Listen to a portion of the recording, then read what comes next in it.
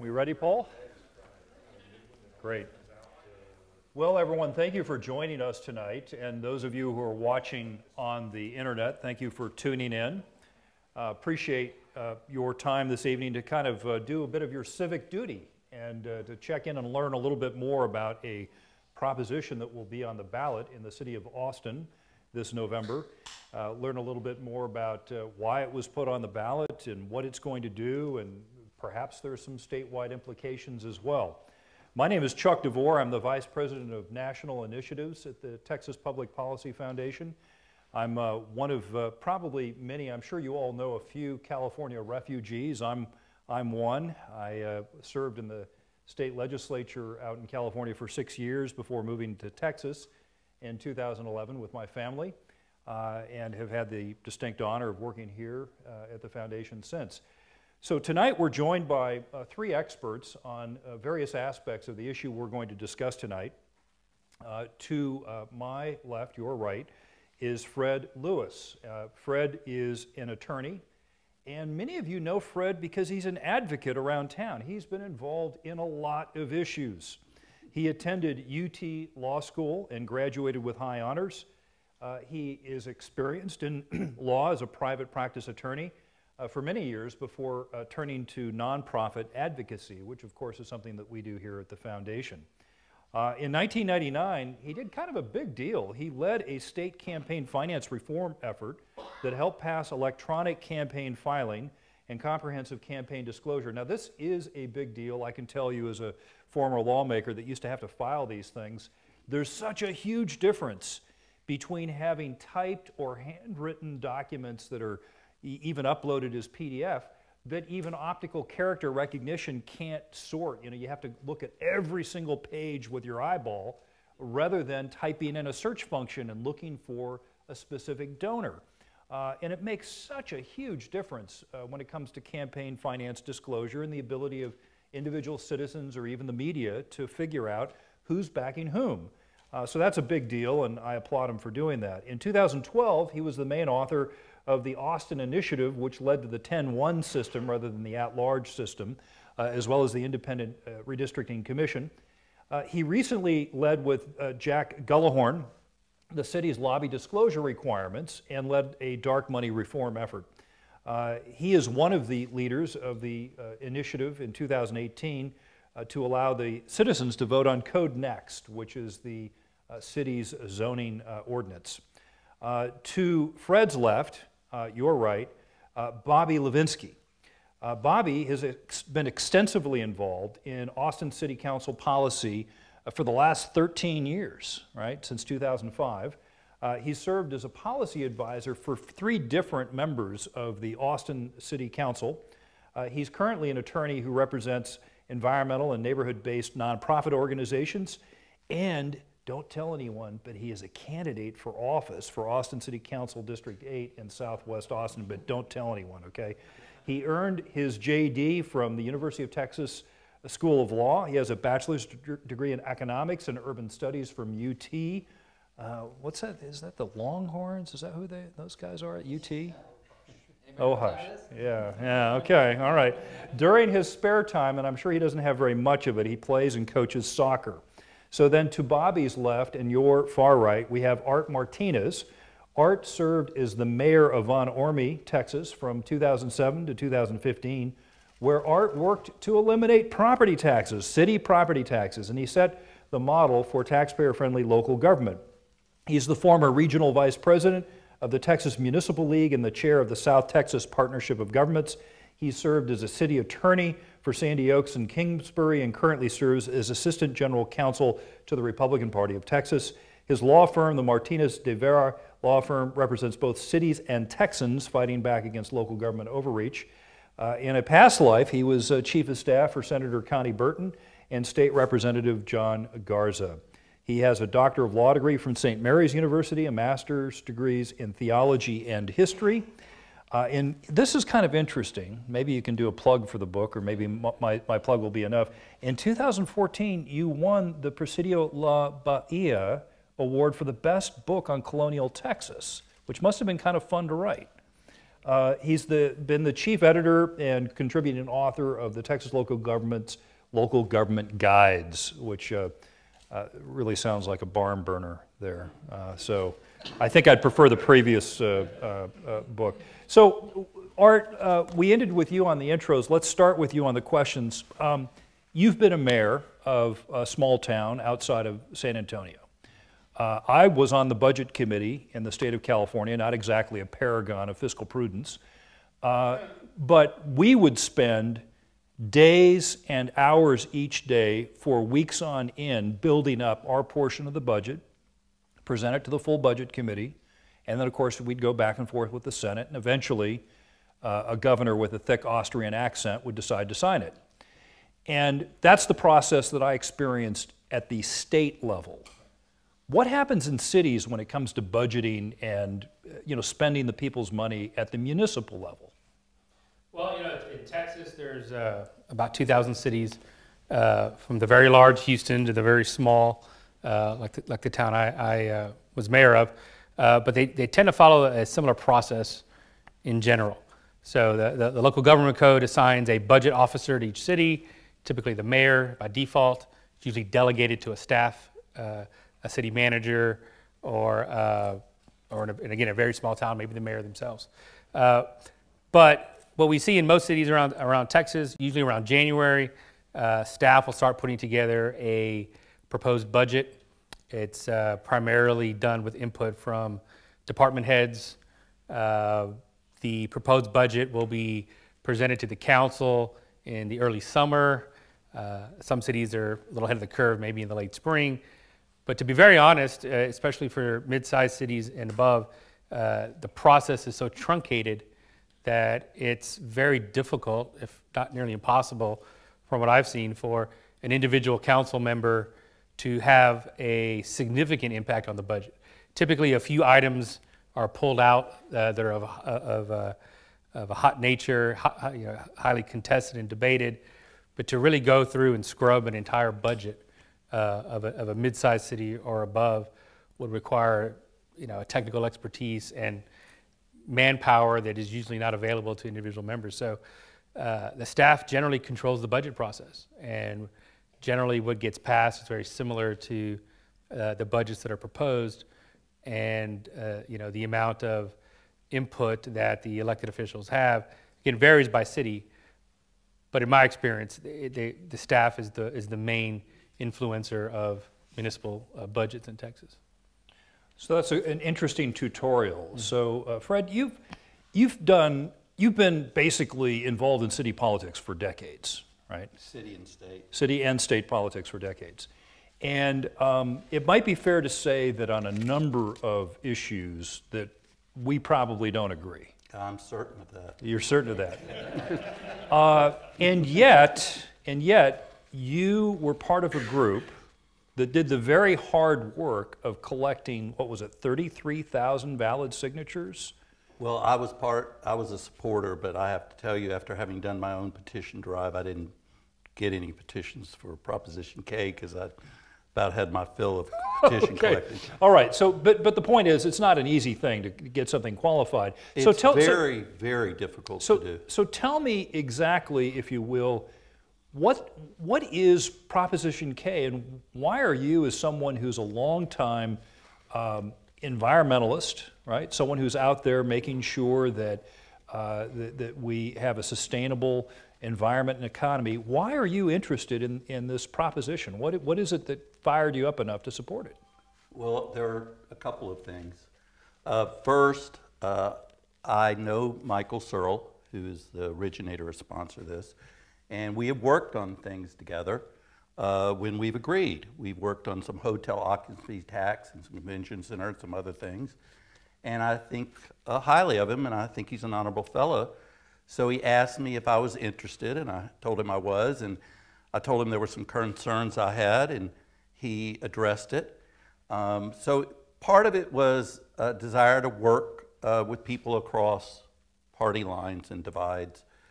The second thing is, I hate to say this in the Texas Public Policy Foundation, but I believe in the role of government in making people's lives better. But that means the government has to be effective. There is only so much money the government has. And so for me, it is crucial that priorities be set so that the money goes to the needs, the highest needs.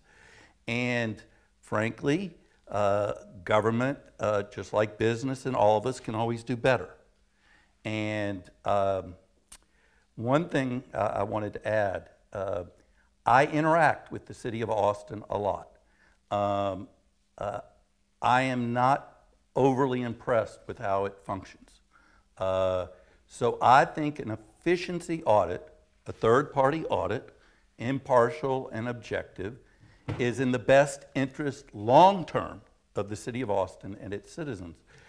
As I told Michael Searle, let's find out the truth, okay? Let's find out how our money is spent. And then we can argue about whether it should go to more affordable housing or go back to taxpayers or whatever. But I just do not see the value in not knowing how money is spent and whether it's spent efficiently. And I want to say one other thing. I say to myself, I supported performance audits when John Sharp did them. I supported them with Clinton Gore. I'm going to support them if Michael Searle proposes them, because it doesn't really matter who's the sponsor. What matters is the policy. So before we go to Bobby, let me kind of almost be a devil's advocate for a moment. The city has an auditor, right? Yes. Now, so if the city has an auditor, what exactly does that auditor do or not do that an independent audit would accomplish? Well, as I understand it, and I have a lot of respect for the city of Austin's auditor, she's a straight shooter, but she doesn't do efficiency audits, and she doesn't look at the entire scope. So she'll go look at a housing program and look at one specific part of it, and she does a very good job. If you read those reports, you'll realize that she really is trying to get out what's working and not working. But she is not independent, and even she has said, as I understand it, that she does not have the capacity or skills to do a performance efficiency audit. So I really don't think the city has the capacity to do it, and I also think when you do something like an independent, like a performance audit, you really do want somebody independent of the city. I just think that provides more credibility. So Bobby, you've been a council aide for 3 different members of the city council in the city of Austin. You're running for that office now, having kind of been the apprentice, if you will, at three different elected officials. And you're here tonight because you don't think this is a good idea. You think that this is probably a waste of taxpayer money. Tell us why this shouldn't be done. Why should voters vote no on, is it Proposition K? Sure. So I'll start by saying that I'm not a representative of the city of Austin. I want to make sure that's clear. And I'm also not a city manager. I'm not a city auditor. So any views that I'm expressing here today are my own. And I do want to say that obviously I'm running for office, so I thought if I thought everything was peachy, I wouldn't be running. So obviously there are things that we need to address, but there's a lot of problems that we have to address with this concept. And I think for starters, there's the basic question of whether this was an appropriate use of the citizen referendum process. So our charter explicitly prohibits the allocation of money to be a part of a city initiative. We have identified that this is $4 million at least as an estimate, and that allocation would go to an outside party. That's exactly what we do in our city budgeting every year. That is an appropriation of money, and it's not clear to me that that's something that our city charter would even allow. Then I think that the conversation has to proceed with, you know, I understand that this conversation is even beyond Prop K, and what we're talking about is state legislation that would force this on the city, even if our voters reject it in November. So, you know, this is another problem that we have to address. Austin is a home rule city, and that used to mean something. It used to mean that we as voters would get to elect our representatives, and those representatives would adopt policies in line with our community values. Lately, the state legislature seems to be acting as our city council, and I think that's a problem. We don't need our representatives from Houston and Amarillo telling the city of Austin how we should be doing our budgeting. Well, Bobby, I think some of the state representatives might say that perhaps if the city council stopped acting like the state legislature, then they wouldn't act like the city council. But well, I would say that maybe we're not that's acting like the state legislature. We're a home rule city. That used to mean something. A home rule city has all of the powers of the state. The state can only limit our authority. So that's where there's a fundamental difference there. And with regard to this Prop K, I mean, I think Fred said it in his intro, effective. Our city auditor looks at audits for whether they're effective. Our programs are effective in addressing our community needs. Efficient is only one of the lenses that she looks at. And she does that efficiently by looking at individual programs. We have annual audits that look at these programs, and she is independent. Unlike what was characterized earlier, she is independent of the city manager. That's what that means. The auditor is independent of the city manager. There is not a mechanism that could make it to where an auditor would be independent of the city council. Even the city council would be hiring this outside auditor with Prop K. That's not the issue here. The city auditor makes recommendations to the city manager on what can be improved, and the city manager then has the authority to make changes to our programs to make them more efficient, equitable, more equal. I mean, there's a lot of other E's involved other than just efficient. It might be more efficient for us to kill all the dogs when we pick them up, but that's not the most effective outcome. The most effective outcome is making sure that we have live outcomes. So, and it's about how we're using the money to address our needs, not whether our needs need to be addressed in the first place. So, Bobby, on the issue of whether it's even allowable for an initiative, a citizen's initiative, to result in something that might result in an appropriation of money, what if, and I've heard of these things around the country, what if an independent auditor were to offer to the city to do this at no cost, and instead perhaps be given 1% of the actual realized savings that they found, if it was enacted? If there was no actual appropriation, at least up front, would that change your mind on that, or? Well, let's look at the last efficiency audit that was done in our community. So just 8 or 9 years ago, we did an efficiency audit with the Austin Independent School District, and one of the recommendations that they had was to cut arts and music from all of our elementary schools to save us $50 million. That is not something that we're going to do. I mean, it's something that they can add on the other line to say that, hey, look, we've got all these savings for you, so give us 1% of this $50 million. But the important part of this is, why are we going to be spending $4 million on an audit program that we already have? And we do an audit program that addresses the things that we're actually probably going to change. We're not going to privatize our police services. We're not going to get rid of our public libraries. They're going to stay. So, Art, if you look at the fiscal relationship between the federal government and the state and the cities, and then the state and the cities and the counties, we did a survey a few years back that found some 800 federal programs. Obviously, the largest of which is Medicaid, right, and everything else pales in comparison. But there were 800 programs where the federal government said, if you do this, we'll give you this free money. Now, I know that in the city of Austin, there was a program that, in its implementation, resulted in, what was it, $500,000 or $600,000 being given to people upon the promise of either buying a house or starting a business or something. And originally, that was half federal money. And then the federal money went away, and it looked like the program was going to continue, but some council member asked the question, like, excuse me, are we going to continue doing this? Because that's now all on us. Right. In your experience as a city attorney and being a mayor, is that an uncommon thing where, let's say, there's a program that may have started 50 years ago with good intention and it's kind of been on autopilot? And is that something that's a thing in cities? I would say that's generally the norm.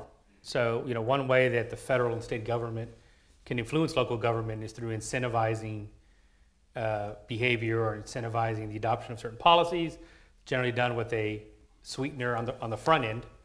We see that a lot in law enforcement, for example. They'll subsidize salaries, but then the program tapers off or expires, and the city is supposed to assume the responsibility for the continuation of the program.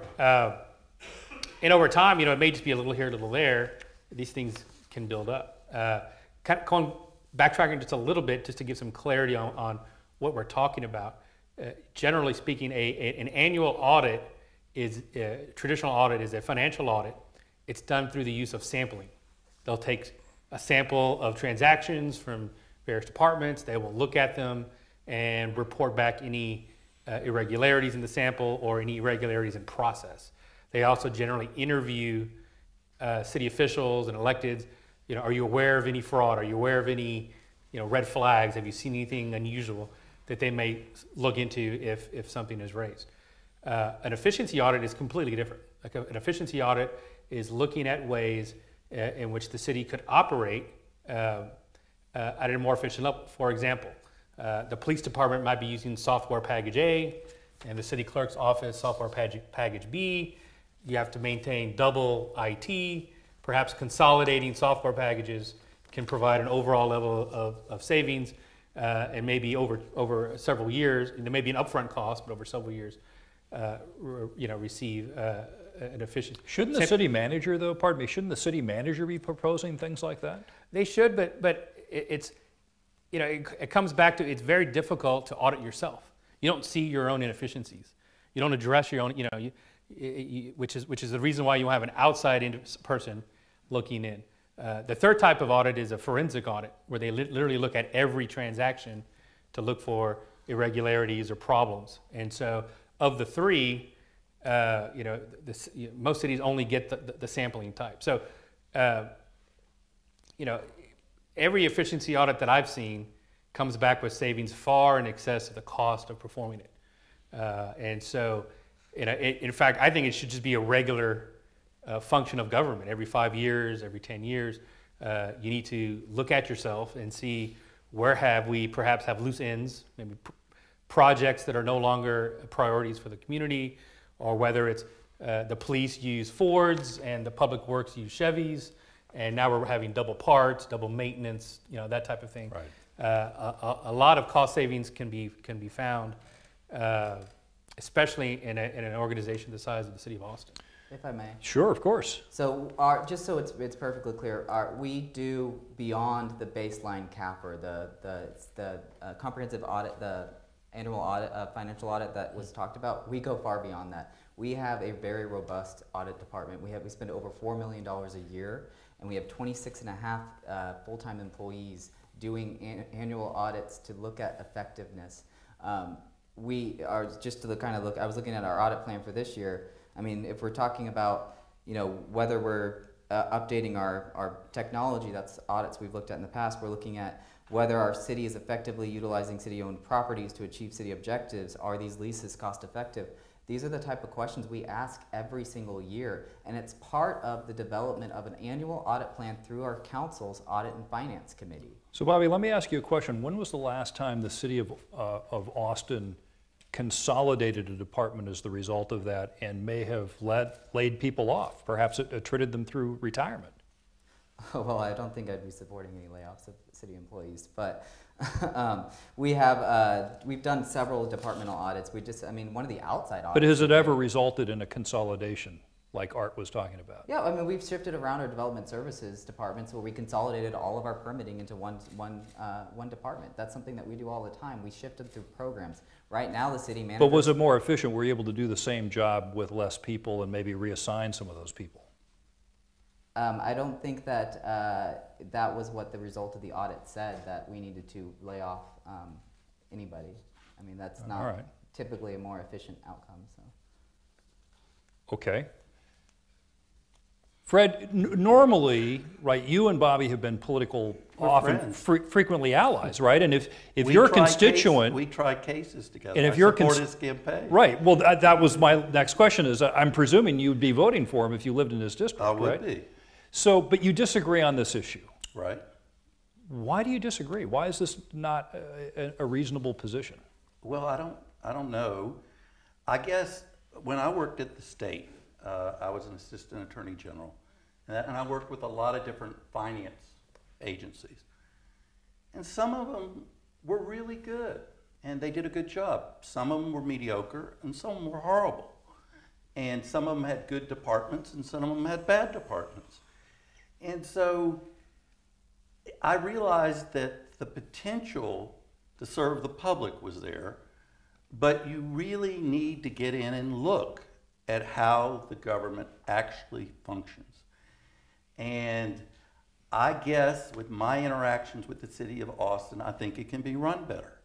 And I think looking at different efficiencies would be a good thing. I think, I was looking at an efficiency study out of Wyoming, it isn't always cutting.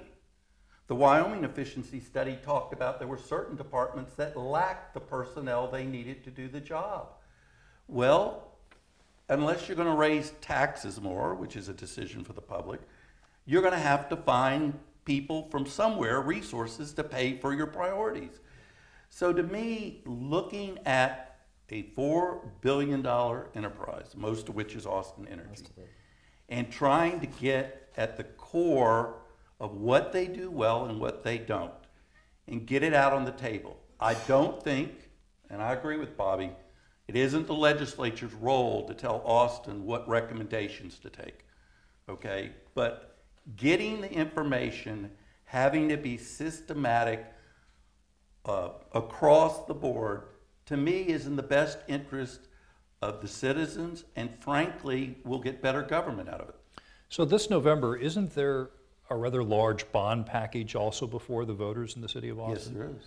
And how much is that bond package? Is it $925 million? Mm-hmm. So it's almost $1 billion. Right. We're talking about real money now. And let me say this, I favor the bond package, but I worry that it will fail or may fail because people's skepticism of the functioning of the city of Austin's government. So to me, the more you reassure the public that you're being good stewards with their money and that you will do what you say with their money, the more likely they are to support spending on things that I think are important. This is the danger with that rhetoric, though. I mean, you're saying that there's problems with the city without citing any examples of any actual problems with the city. We had an audit, we know. The Zucker report, Bobby? Yeah, well, the Zucker report it made recommendations, and we changed things based on that, and we're still changing things. Well, and I'm running for council to help change some of these things. It's part of the legislative process. I love you, Bobby, but I know for a fact we had Mr. Zucker, who was the expert of all experts on planning departments. He's fortunately now deceased. He wrote an 800-page report about the dysfunction of our planning department, development services. It was the worst run department he had ever seen. It also was the worst run department 30 years before when he had audited it. And about a year and a half ago, I went to meet with the city. This was about 2 years after his report. And while the development services people had implemented his recommendations, the planning department hadn't done anything. So I'm sorry, when you get a report that you have the worst planning department in the United States from the expert of all experts, and you haven't really implemented anything, I have a problem with that. But that's the part. We're not talking about implementing those recommendations. We did that audit. We already did that audit, so now we're going to be paying to do it again. Well, as you know, the city auditor, her employees work on a lot of things besides audits. They do conflicts of interest and a lot of other things, and I just don't think she has the capacity, and she said she doesn't have the capacity to do a systematic, across-the-board comprehensive. She was saying that she doesn't have the capacity to do it at this scale because this scale has never been done before, and it will take a lot of time and a lot of money to perform it. And so it would, if for her to do it, she'd have to hire a lot of people. I think that the point she was making was she tries to be effective and efficient in her audits. And that's what this is not doing. So Art, you've been an elected official and you work for cities. Tell me about this challenge with implementation and the intersection between that and public accountability. In other words, if something, you take the 800-page report from the expert of experts, I'm going to guess that not a lot of members of the general public spent their nights reading that report. Actually, some did, because a lot of citizens don't like our planning department. Well, you can not like the planning department. Those are not mutual, you know, you can not like the planning department and not have read the report. I will tell you this, Mike Aber and I wrote the Zucker Report Cliff Notes, so you could read it in 5 minutes. Yeah, I'll put it right up there with Art's book about the city's guide there. So Art, going back to that process though, do you believe as a former elected official that if something is on the ballot, and let's say it gains public consensus and passes, would that be dealt with by the elected officials and the city employees differently than an internal audit that was done without any public interaction? Well, in this case, I would say yes, because it's a very different type of audit that the citizens will be voting on. Something that, as we've heard, hasn't been done and at a level that's never been done before. But you know, as a mayor or as a council person, you have various duties. One of which, of course, is to operate the city, you know, to the best of your ability, implement policies. But accountability and reporting back to the electorate is a fundamental part of that process. We also in the American system we have checks and balances, and so you know, this idea of the sovereign city with no governing authority, I disagree with. I think there needs to be cross accountability, checks and balances, because generally speaking, citizens have there's a huge barrier to entry, if you will, as a citizen to move city government. It takes an enormous effort to do a ballot proposition. It takes tens, hundreds of thousands of dollars. So if you're an average citizen who may go down to the planning department and get the runaround or get a 4-month delay that greatly increases the cost of their, let's say, their kitchen renovation or whatever it may be, they don't have the resources or the time or the backing to go and challenge City Hall. And so there needs to be structural checks and balances and accountabilities in place, such as audits, such as state oversight of city operations, to guarantee that to the public. I just wanted to say, I don't know what the audit will cost. I do know the city of Austin, if it doesn't like something, tends to double or triple the costs, and they also tend to do the reverse if they want you to buy into something. But it seems to me we could at least try a performance audit. We do performance audits. Can I finish? Yeah. You've said that a few times. I know. I don't agree with you. So you can say it again, but it ain't going to change my mind. I think we should do a systematic performance audit of the entire city by an outside party, and let's see if it's beneficial. We can do it once. If it's not, we don't have to do it again. But the city of Austin, somebody asked me, well, who favors Prop K? Is it just you anti-code next people and Republicans? And I said, no, I think it's people that deal a lot with the city who favor an audit. Because the city can be run a lot better. Maybe I'm too demanding, but I expect more as a progressive from my government. And I expect them to work harder, and I expect them to be more efficient, and I expect their priorities to be better. For example, how do you have a city with $155 million in deferred maintenance on swimming pools? How do you get there? Somebody was really asleep at the switch. And so I deal a lot with the city. I do not think the legislature should tell the city of Austin what to do. I do believe in home rule cities, but I think trying this is a good idea because I think we need to shake things up at the city of Austin. So just a brief note to the audience, we will be having some Q&A a little later, so start to think of your question and make sure it actually is a question. So, Art, you've heard some of this back and forth now, and tell me, what do you think is going to happen in the city of Austin? Do you think that this thing's going to pass, and if so, what's it going to do? What might it show? Right. Well, I mean, all I can talk about is my gut feeling. I haven't seen any statistics or any polls, but I would think that the voters would approve it. I think regardless of where you are in the political spectrum, everybody expects an efficient government. The worst thing, whether you're trying to, your ultimate objective is to lower the city budget and refund taxes to residents, or it's whether to spend the money in a more efficient area. I think you can get a consensus on that. I do hope that I've seen many circumstances where when residents are coming in or outsiders on the council and they're challenging city staff, you get a lot of resistance. Nobody likes to be professionally reviewed in a very public manner. I can't imagine an efficiency audit not finding some area that could be improved. And so that's going to go against someone's performance.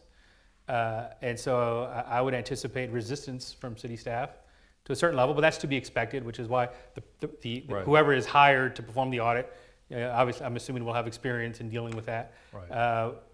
But at the end of the day, the purpose of government is to serve the people, and the more efficient that it can be made to do that, the better. So I think it's a public good. Well, as somebody who's done a lot of ballot measures, they're actually very difficult to pass. And that's because the public usually doesn't have a lot of knowledge. I mean, this is the very bottom of a ballot with a lot of people and things in front of it, including bond propositions, mayoral candidates, federal, state, county. So ballot measures are easy to defeat. Basically, you just throw as much mud at it as you possibly can and hope something sticks. So that's a good characteristic of Prop K. Just throw a bunch of mud at the city of Austin, try to say they're being inefficient with their resources, and try to do a fishing expedition without any actual goal in mind of a particular department or program, and try to get it passed. I think that's the problem here. And if you have ideas for a particular program, regardless of what happens with Prop K, if you have ideas at a particular program that needs to be addressed, there's a website where you can submit any suggestion that you want to be audited of any of the programs for the city of Austin. We have one of the most transparent audit programs in the entire state. We publish every audit online, including our fraud investigations. And once there's a confirmed, validated instance of fraud, it's the only city audit department that actually unredacts, that posts them unredacted. So Bobby, I love you, but every department that I deal a lot with the city of Austin can be made to run a lot better. And that's why we're Neighborhood involved in the housing and legislative community process. development is not an impressive department. The planning department is not impressive. The legal department is not impressive. And this comes whether you're conservative or liberal. My friends, people think the city can be run better. So maybe we do a performance efficiency audit and it turns out everything's great. Then we can just be reassured that we were all just mistaken. And the $4 million is going to come from where? I don't think it's going to cost $4 million. So a couple of years ago, I remember seeing and hearing on the radio, there was a bit of controversy in the city of Austin. I think it was about the code enforcers that were trying hard not to actually do their work. You would think that potentially an outside audit might compare best practices across the cities in the country and in Texas, and might look at, okay, you have a city that's this big and it does this many code this is how thick the code is, and best practices would presume that you've got 25 people in the field that would, and something like that might uncover a case where perhaps the department has relaxed over the years and gotten bigger than it needs to be to do the job. And what I find fascinating, and I'll throw it to anyone to address this, I tried pretty hard to get, for example, a city government employee to speak, specifically a member of ASME, the city, the Municipal Employees Union. And it's my understanding that the police and fire and the first responder union folks don't like this. And I'm presuming, because they didn't want to show up, they didn't like it because maybe they see the city of Austin more as a jobs program. I mean, is that controversial? I mean, am I being too conservative here? Well, for me, I think and I am pro-union, and I think basically it's sort of the fear and divisiveness, tribalism we have now. But I don't think I think it's fear. I don't think it's trying to save their jobs or anything like that. I just think it's very difficult in the world we live in today to really get people to work across divides. But I just, for the life of me, don't see the value of having inefficient, ineffective government. Let me just say, you described the type of audit that we do all the time. That's what we do. And I would say it is a fundamental principle of auditing and accountability that third parties verify are the ones who perform these things. We don't allow, accused to prosecute themselves. We don't allow self-policing, and Right. It's just a cost of doing business. And so you should budget for public accountability in your budget to, in a best case scenario, reassure the public that everything is running hunky-dory, but in reality, to consistently be getting more efficient. And I'll give you an example. People always ask, well, how did you guys eliminate property taxes in your small town? And I always remind people that budgeting is two sides of the same coin. You can't reduce taxes without having a very efficient budget. And so whether your goal is to reappropriate funds, on the progressive side, maybe to put more funding in projects that you want, or maybe on a more conservative side, to discount taxes to the residents, you have to control your budgeting level in order to keep taxation within reason and or to preserve your taxing capacity for unaddressed needs. So let's shift gears just a little bit. The people of the city of Austin had the ability through the initiative process, the petition and initiative process, to try to put Prop K on the ballot, and they succeeded. It's my understanding that throughout the state of Texas, that one of the largest portions of our government that has the greatest number of employees, that option is not available to voters, and I'm referring to independent school districts. At the ISD level, only the elected members of the school board can vote if they want to do an outside independent audit. Is this something that either A, perhaps state law should be changed to allow such a thing, or B, and maybe this is a question for Art, should there be consideration in the legislature for perhaps setting aside some funds, or maybe the state comptroller? I know you talked about John Sharp, for example, back in the day, or perhaps the governor. Is this something that could bear some fruit for the taxpayers? I think it could potentially. I think if we look back historically, the irony is I think the parties perhaps have shifted. If you look back into the progressive era, one of the three pillars of the progressivist movement for local government was initiative, referendum, and recall. And if you look at all the city charters in Texas, about 90% have those three. And it was done at the municipal level. Of course, at that time, the ISDs were either in their infancy or not yet, proliferated around the state. So, and now the irony is we see a lot of conservatives advocating for that initiative. But ultimately, if government is supposed to be responsive to the people, allowing initiative, which is proposing something to the government, or referendum, which is challenging something that's been passed and having the voters reapprove it, and or recall, which is removing someone from office for cause, is ultimately the most populist thing you can do. And Texas seems to be the home of whether it's populist conservatives or even populist progressives. So I think it's time, maybe near, because most ISDs are taxing at the constitutional maximum. Obviously, the legislature is going to have to go in and address school funding in this session because the old system has been declared unconstitutional. But ultimately, empowering voters and residents, I think, is a good thing. So I'd like all three of you to comment on this. I'd mentioned at the outset the work that I had done as a state lawmaker in California on the Budget Committee. I also served on the Joint Legislative Audit Committee. And one of the things that I found amazing was I was a city commissioner in the city of Irvine in California, about 250,000 people now.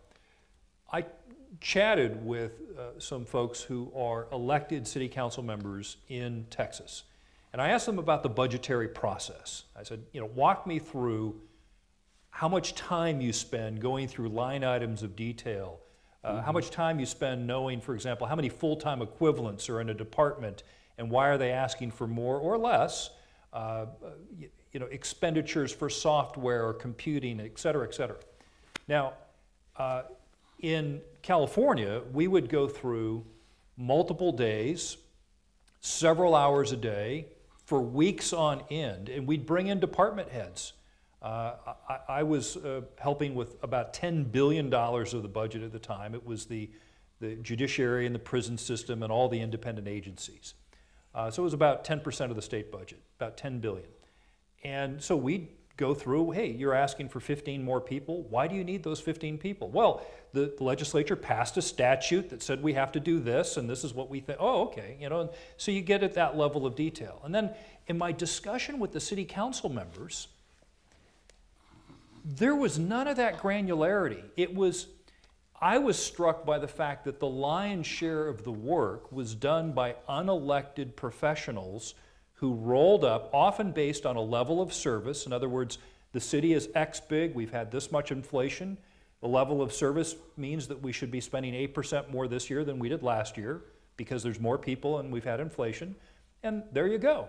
And so I was rather dumbstruck that the policymakers, right, the elected policymakers, weren't spending a lot of time. And lastly, very quickly, I think that perhaps some of that is because of the structure. In other words, I operated in a 3-branch system of government, right? Legislature, executive, judicial.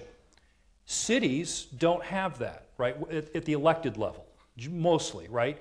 The lawmakers, the electeds are the legislative, and frankly, the city employees kind of assume a lot of the executive functions.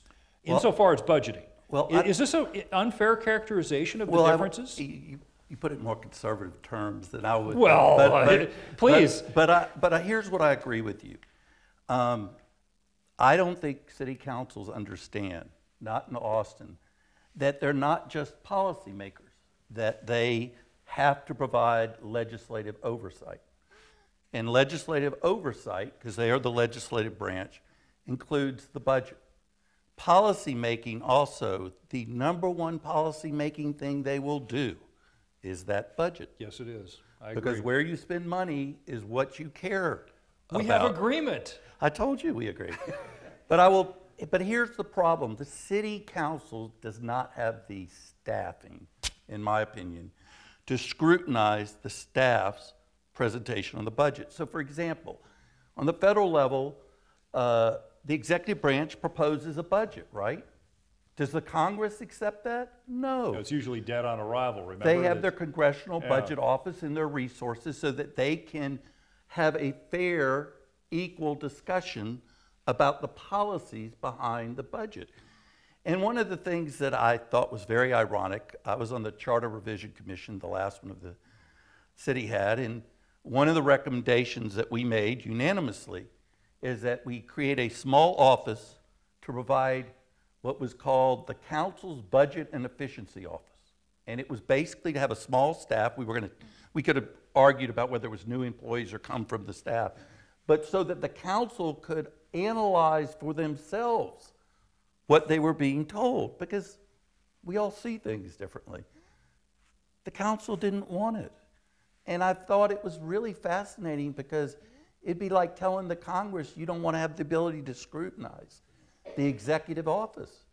I mean, it's just, I don't understand it, but there is not enough council oversight and understanding of the budget to make the checks and balances that you were talking about. And it's not that the staff is evil, it's just we all see things differently.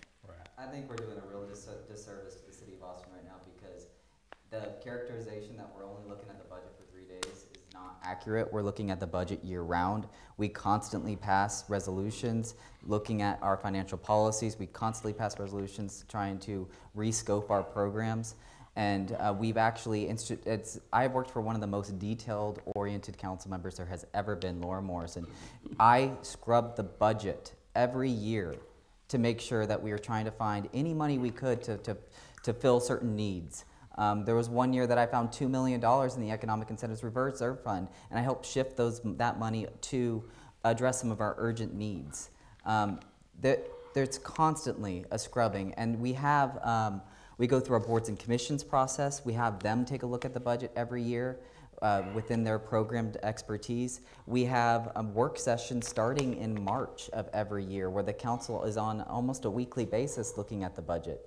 The idea that we're not constantly talking about budget is just, it's completely false. Well, I think we have some time now for Q&A. We likely have an individual walking around with a microphone. Don't try to grab the mic. If you try to grab the mic, we have people hidden in the corners with tasers. And so just ask your question, and if it's specific to an individual, say to whom you're asking. And if you're with a group, let us know, what your name is and what the group is that you're with. So do we have any questions right now for our panelists? I think in the back there. Oh, you gave away the mic. You're fired. My question is for Mr. Lewis. Yes, ma'am. I mean, I'm a progressive and I share your frustration about parts of how the city of Austin is run. It is very frustrating.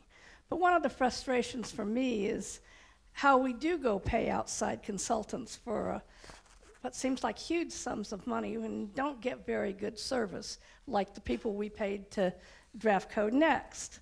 So I understand that we want to improve the departments. We might want to have more council staff. We might want to change the auditing department to be more like, say, the federal inspector general. I don't understand why we'd want to hire some outside firm which may do just as crappy a job as the Code Next group and probably have a cost overrun.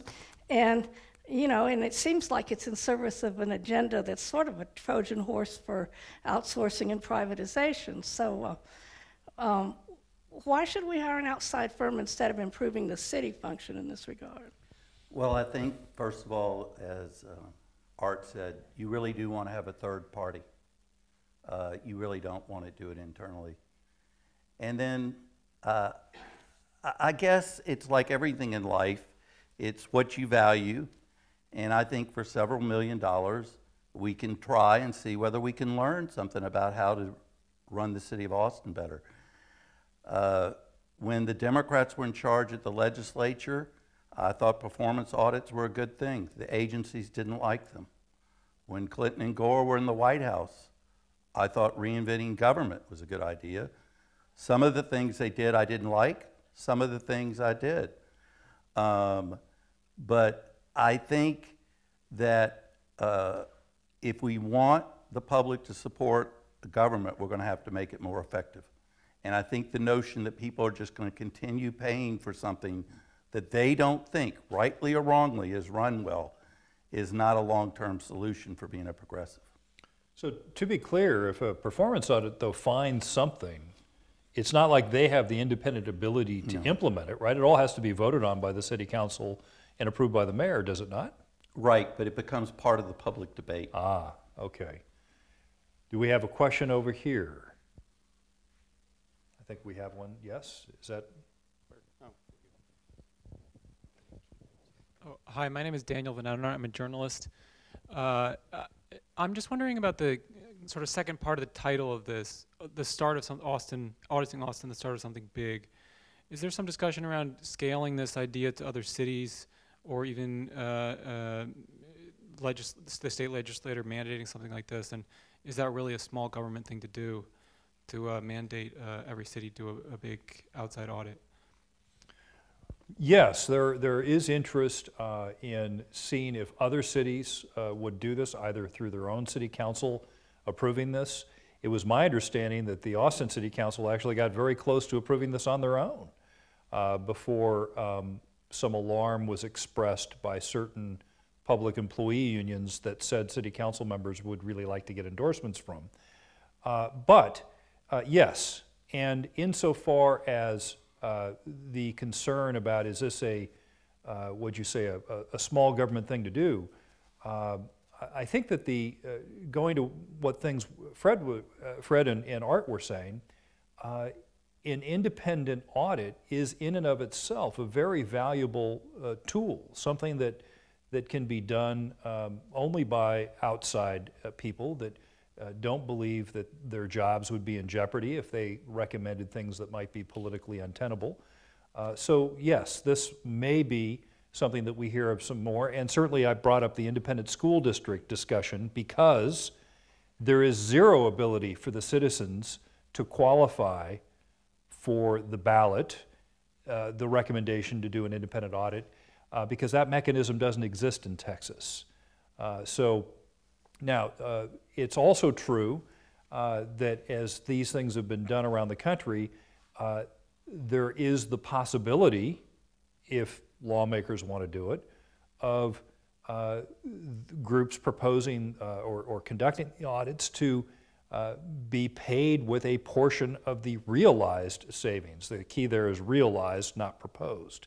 So these things don't necessarily have to cost additional taxpayer resources. And I think that if the, even a small portion of the recommendations were followed, you would probably see a pretty large return on investment for the effort. Well, if I could just say, I don't favor mandating it for other cities. I think they can make their own decisions about that, whether it's needed or not. I don't know how I feel about it in other situations. I just want to try it, see how it works here. We can evaluate it. Right. If it doesn't work, we won't do it again. If it works well, it's effective, then maybe it can be used by others. But to me, I'm just looking at, let's do an experiment and see how it works. It's also true, though, that the comptroller's office could serve that same function, for example, like, you know, because they're independent, right? Certainly the city of Houston or a school district, the comptroller doesn't report to them, so they would certainly be capable of doing that same function, would they not? That certainly feels pretty top down. And I would just, if I may, if we're going to be spending any time at the state legislature, let's fix Robin Hood, because that's what our city of Austin is having to pay more. Our Austin residents in AISD are having to pay over half their taxes to AISD, which goes to the state, and we only get a quarter of our tax money back into our system. So I think that that's, if we're going to be addressing anything at the state legislature, that's what we should be going after. I believe if there isn't in addition to the comptroller, the Secretary of State's office has to certify bond issuances, right? When you want to put out a bond, you file it with the Secretary of State, they review it for compliance and for the ability to service the potential note. Having a recent efficiency audit could be a means through which the Secretary of State ensures that cities are being efficient or compliant before allowing them to lend the public credit. So there's another possibility of adding it to a system that already exists in order to get clearance for a bond issuance. I guess it's just, I think it's up for the city of Houston to figure out how they think it's best to be stewards of their money. Sure. Dallas, small cities, and this is an issue for me for whether this is something the citizens of Austin want to do. If they don't want to do it, that's fine. I think it's in the long-term best interest of the city, but that's my opinion. Do y'all think if the Prop K goes down that we should still force it at the state legislature? No idea. I don't have a vote there.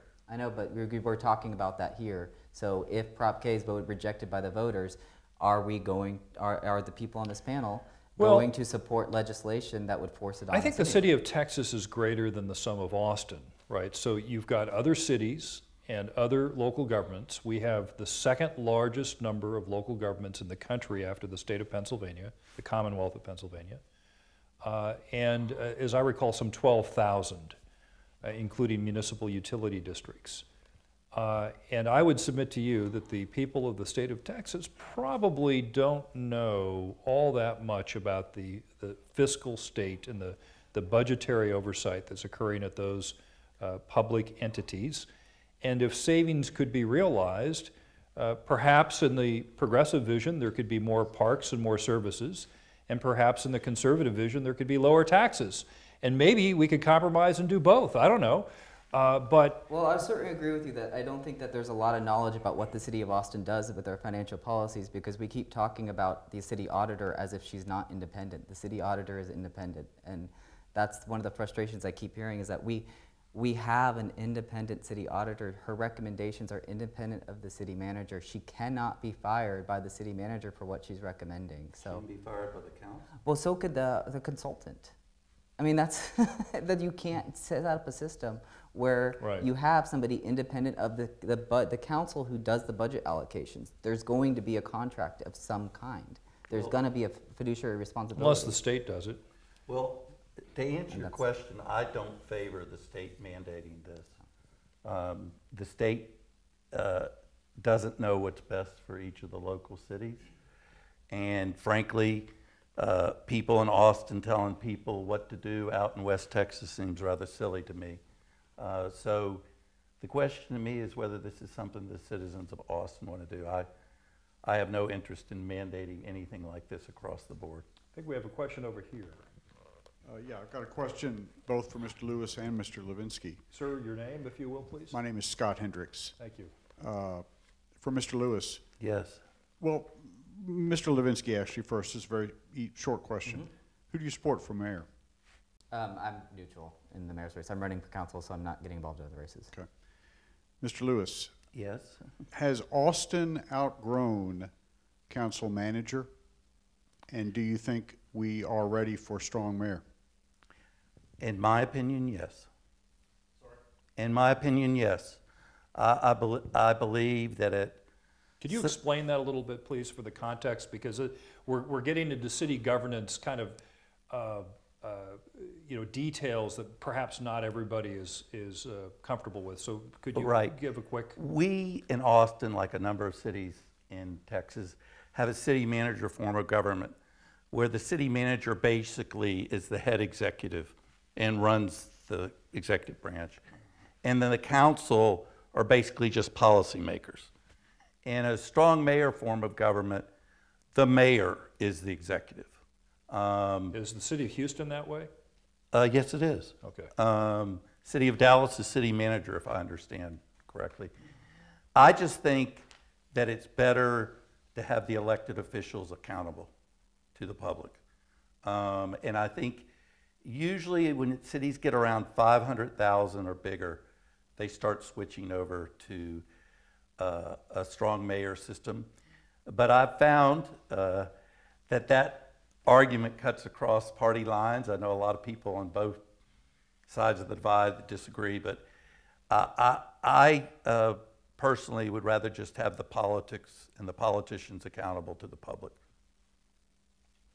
Anyone else want to comment to that? I agree. I think having a professional bureaucracy just, doesn't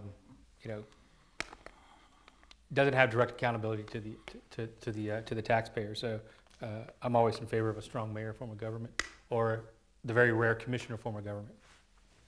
I think we have another question over here. Okay.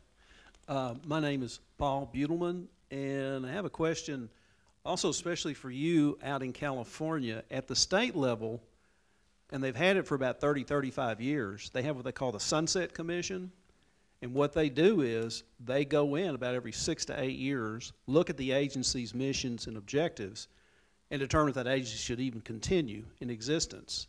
And they usually come in with their own recommendations, say, to do things more efficiently, or even in some cases switch programs from one state agency to another. So my question to you, and by the way, that's much different than what the state auditor's office does. They also do, their internal auditing, as well as for, I believe they still also audit their, external financial statements. Question I have is, would something like that, through this efficiency audit, maybe come out that they should establish something like that, at the city level, just to go in every, say, 6 to 10 years and see if the functions of that, you know, of course, I don't know how many departments you have at the city level versus the state. I know the state has about, what, 250, 300 agencies? But I am curious, you have something like that out there in California where they go in and look at those, you know, those state departments every, say, 6 to 10 years on efficiency. Right.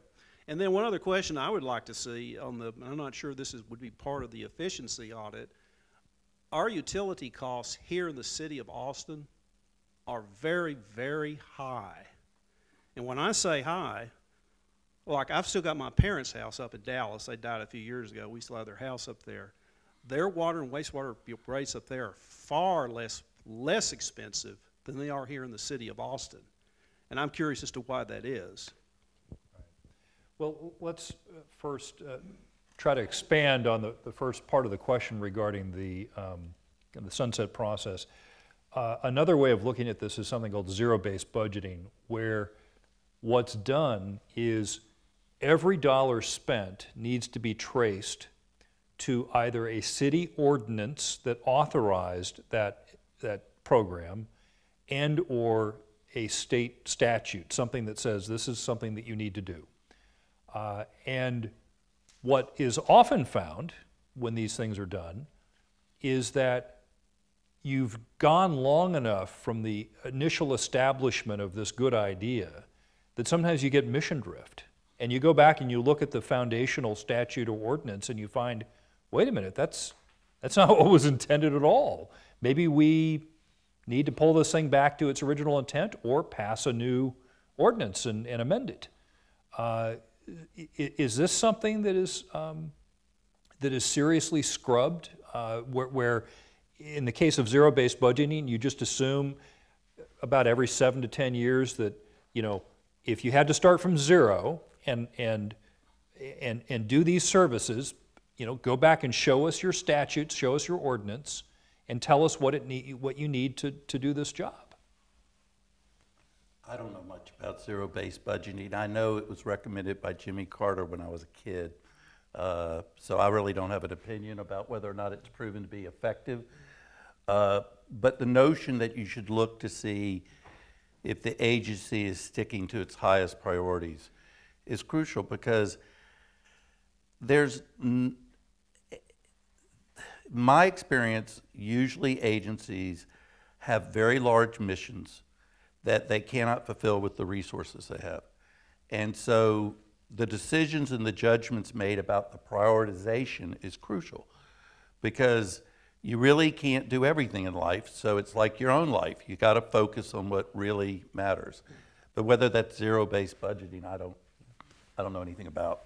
You know, I can speak to it at the Texas legislative level. We do have sunset commissions. We review agencies periodically. I don't recall, maybe if anyone knows to the contrary, I don't recall the Texas legislature ever abolishing a department that it reviewed under sunset. They typically recommend, which one?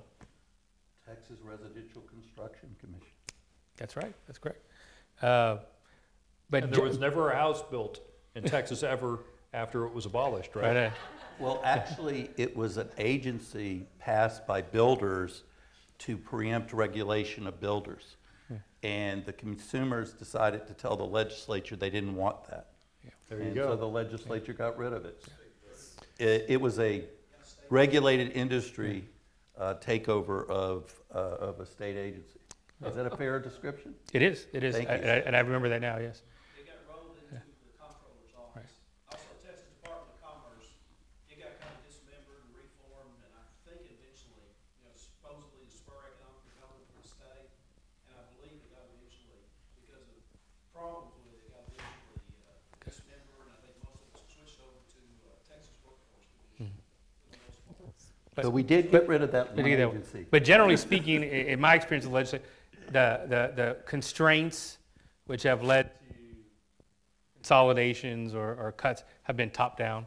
Caps either you know, in a recession and we have limited funds, or spending caps as a policy set by the Lieutenant Governor and Speaker. Right. So they tend to be top down versus bottom up sunset reviews of agencies. So I think you'll be pleased to know that the City of Austin has an Audit and Finance Subcommittee that meets monthly that can talk about any department at any time, and Ellen Troxclair is the chair of it. So we can talk about any program at any time and just set the agenda. Well, that's what we're talking about, having that committee, and we have something just like it. I think we might have a great chair from District 8 on that commission. We have a question over here. Yeah, Adam Kahn, District 3, and I support Prop K because I want to know how Steve Adler's friends and cronies are getting rich off of city government.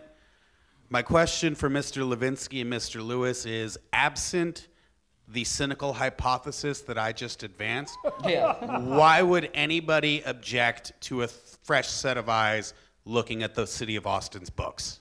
Well, that's a pretty harsh setup, but okay, let's see who wants to take that hot potato. Well, I don't think we object to anybody looking at our books. Our books are posted online. We have a very transparent process, and we have audits that are posted publicly.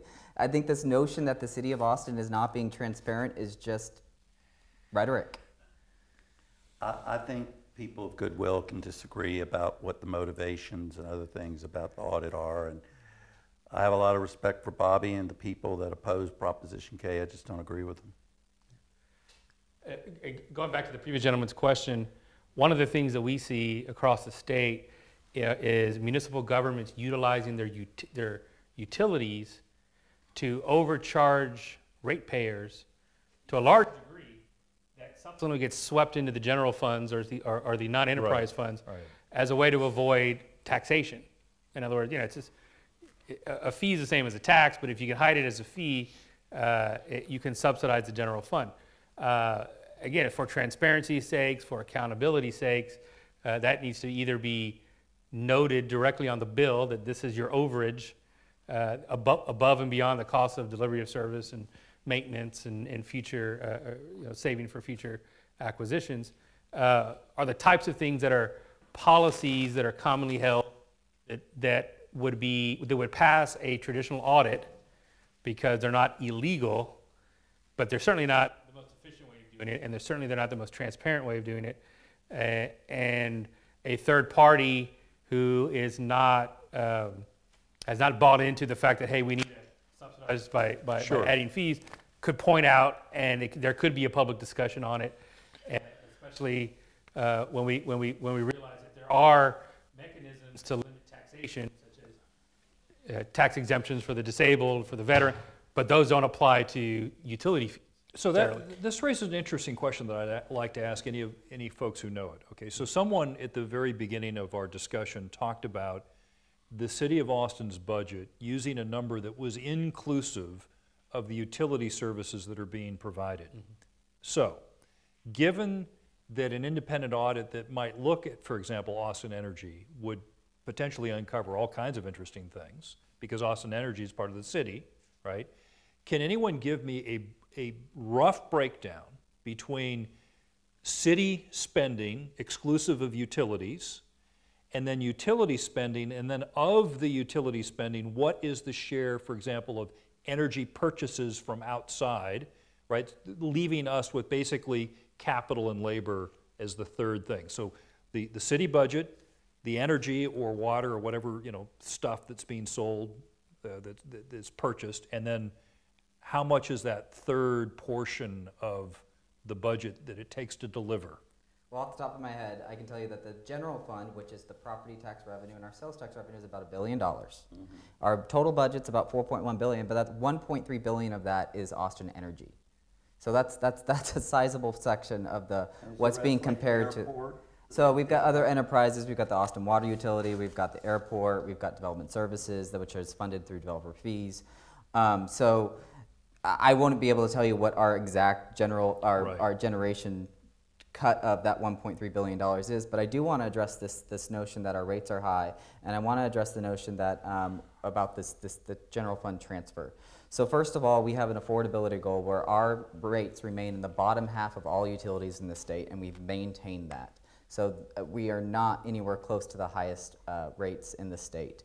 We maintain a steered rate so that we can make sure that our lower income residents can have the basic services that they need, while we charge high users, such as corporations, that a little bit more to make sure we're having that conservation incentive. So that's part of that debate, and I know that's probably something that I'm not well liked on that point here.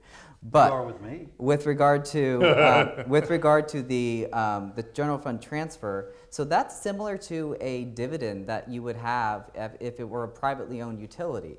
So that transfer that comes from Austin Energy is basically the city of Austin's profit that we transfer, and we can pay for services for our residents and not have as much impact to our tax base.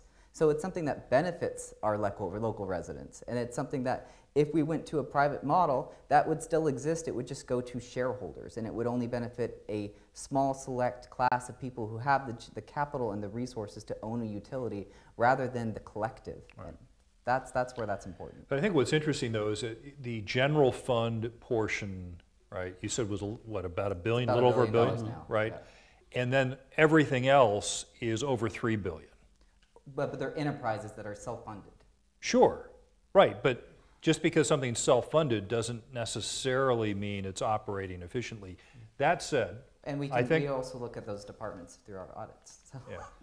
I think that at this point we are nearing the end of our time together tonight, although you're certainly welcome to go out and eat more pizza and maybe even take some with you.